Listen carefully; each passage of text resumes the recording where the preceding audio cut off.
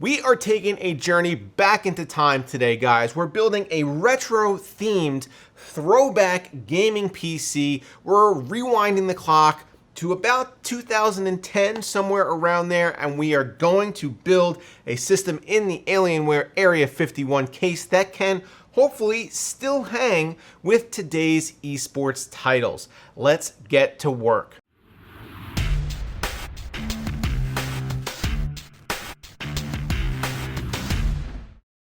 All right, before we get down to business, I want to show you guys these. XFit sent over their BCST 90 earbuds, and I literally have not put them down since they arrived. I spend a ton of time down here in the office and in the studio cranking out the content, and when I'm not on camera, I am always listening to music. They pair instantly with my iPhone via Bluetooth 5, and of course, they also work with Android devices. They have easy to use touch controls, they're sweat resistant, so they're great for the gym, and so far, I haven't been able to get them to drop signal at all. The BCST 90s are truly wireless, none of that wire on the neck nonsense, and they also don't make you look like some kind of a weirdo because they're not flashy and they're not huge. I've charged these things exactly one time since I've had them, and I wear them all the time when I'm down here making videos, when I'm mowing my lawn, when I'm playing poker, or when I'm washing my car. They come with 3 different sizes of ear tips, so they'll seal properly in every ear size, and they're plenty loud to drown out your kids when you're trying to work from home. And there's a firmware upgrade releasing in the next few weeks that will add a pass-through transparency mode and individual earbud volume control. XFit also provided BPS Customs viewers with a 25% off promo code, so check out the Amazon link in the video description and pick up a pair if you've been looking for a better way to crank some tunes.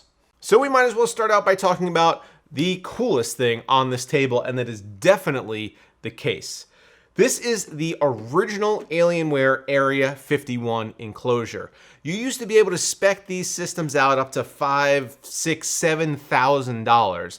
These were the baller systems back in the day, and these cases were always super cool. When I was browsing around on Craigslist when I was putting this video together, I knew that I wanted something that was period appropriate, and when I saw this listing, I knew this was the one. Unfortunately, I did not know that these are now pretty significantly collectible, and as a result, not cheap. I did a little negotiating, and now she's all mine, and I'm very glad to have it here today and to be able to build this system for you in this case. It does have a few things wrong with it right now. There's a scratch along the side, which I'm not really that bothered about. The contact pins on the inside of the door that cause this alien head to light up are bent, and I don't think we're gonna have time today to address that. But other than that, all the pieces are here. This case still looks really cool and really does bring me back to, 10 years ago. It's also enormous and will fit a ton of hardware if you need it to, including all standard size components. This was not a case that Alienware designed to use proprietary items. You could fit an ATX power supply, an ATX motherboard, standard graphics card. You don't have to worry about running into any proprietary brackets or connectors or switches because it all just fits. Next up, let's talk about the processor and the motherboard. So originally I wanted an i7-2600K, and the ad that I responded to on Craigslist, because I don't have a 2600K, said that the processor that was being sold was exactly what I was looking for. So I met the guy, and I also purchased this power supply to go along with this chip. He said it was a 2600K. He handed me an anti-static bag with the CPU in it, and being a trusting person, I said, cool, thank you very much, here's your money. And when I got home, discovered that this was not, in fact, a 2600K, but it was a 2600.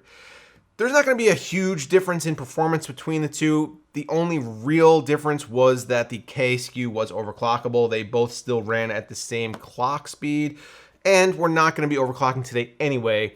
However, I am a little disappointed that I do not now have a 2600K, and instead I have a locked i7-2600.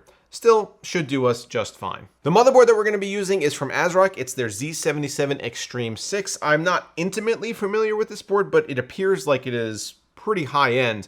It's got a digital postcode readout, which was very, very rare to find back then. And the VRM heatsink also looks pretty substantial. So I think it should do us just fine. Also, it looks pretty cool too, but unfortunately, we have no window on our case, so we won't be able to see it. We'll be slapping in a kit of Dominator Platinum DDR3 memory. This is an 1866 kit, 2x8, so we got 16 gigs of memory in our gaming build. For our graphics solution, we will be leveraging this motherboard's ability to use Crossfire because we have two GPUs on our ATI Radeon 5970. If you flip this around and take a look at the back, you can see that there are indeed two GPUs on one card. Now, it does cause some problems with games that aren't able to leverage both cards at once, and you do have to enable Crossfire in order to make this card perform up to what it's capable of. It is still only 2 gigs of VRAM, and it came out in 2009. However, I am hopeful that we should still be able to play some lower-end titles today. And then we're going to be going with a at least fairly period appropriate cooler. I think this came out a little bit after the 2600 did. However, it's still pretty old. This is the Cooler Master Hyper 212 Evo, and I'm just crossing my fingers that I still have all the mounting hardware inside this box. Now, the goal of this project wasn't necessarily to go as far back in time as we could. That would be a true retro build. We'd probably build it in some kind of a beige case. It would be like a Pentium 4 system or something along those lines, and it would be pretty non-functional with today's software. We wouldn't be able to really play any games at all.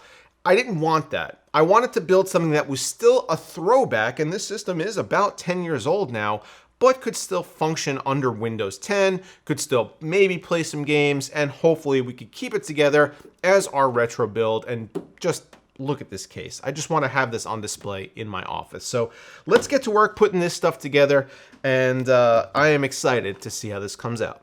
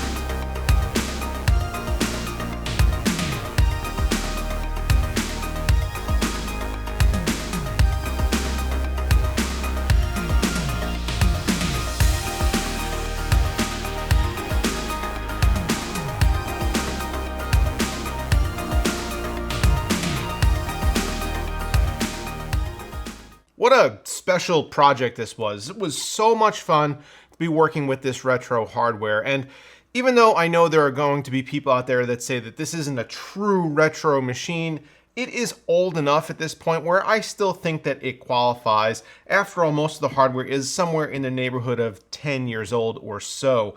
We were working with a graphics card from 2009, a CPU from 2011, and one of the most iconic PC cases of all time. And look at it. This thing came out so good. And that especially translated to our gaming performance. Now, originally what my goal was to build something that could still play esports titles in 2020. And I think we definitely achieved that. I played some Overwatch at 1080p high. We were getting anywhere between 60 and 80 frames per second, usually somewhere between 60 and 70 is kind of where we settled. And it was extremely playable and extremely fun. Then hopped over to Rocket League. Again, same range of frame rates, same kind of settings, 1080p high. 60 to 70 FPS, tons of fun in that game.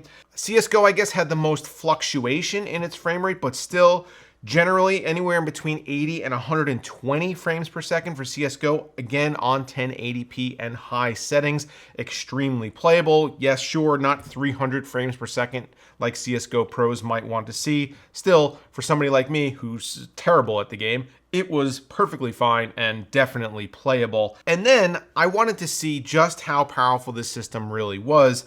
So I fired up a game that I know takes full advantage of AMD Crossfire, and that's Crysis 3. Now, Crysis 3 is certainly known as a resource hog. It came out in 2013, so it is significantly newer than most of the stuff that we're working with here today. And still, the game ran great, surprisingly well. I was having such a good time running through the first level of Crysis 3 between somewhere 60 to 70 frames per second. Our GPUs did get a little toasty while doing this, as they were both loaded up basically at 100% the entire time. And there's not very much I could do about that. Maybe put a little bit better airflow in the system. I'm sure there are other fan mounts around here if I really wanted to go nuts. But the 5970 comes with a stock blower cooler for 2 AMD GPUs, so it does have its limitations when it comes to thermals. Still, I didn't run into any throttling really, and the game was running absolutely fantastically. Now, the case itself is basically a fingerprint nightmare. The entire thing is piano black, so anytime you even think about touching it, you get fingerprints everywhere. That is unfortunately just how it is with this case. You can't really change that. And it was really something that was used a lot more frequently in the past. Now, piano black on cases is pretty rare to find, although you still do see it, but that was kind of how things were done back then. Not really worried about it. The cable management inside this case, not great. There's no room behind the tray to do anything. Alienware did put a couple of like fan cables back there, but that's really all there is room for. There's no depth at all between the motherboard tray and the side panel, so you just basically have to put everything in the main chamber. I didn't zip tie anything down because I actually might do some things with this system in the future and maybe clean it up or change a few things, so I didn't want to have everything permanently installed. But as you could see, clearly there's some room for improvement on the cable management end of things. Not to mention that I did have to run Molex connectors from the top where the power supply chamber is all the way down around to the bottom where the connector is for the lighting on this case, which I found out does not really work. So in order to improve this, I think the first thing I would do would just get rid of that Molex connector, tie everything up top, and maybe kind of start from there. But again, there's no side window here, so it doesn't really matter as far as aesthetics goes. The last thing of note was that I didn't have any of the drive trays for this case, and I don't know if it came with any 2.5-inch drive trays or it was strictly 3.5.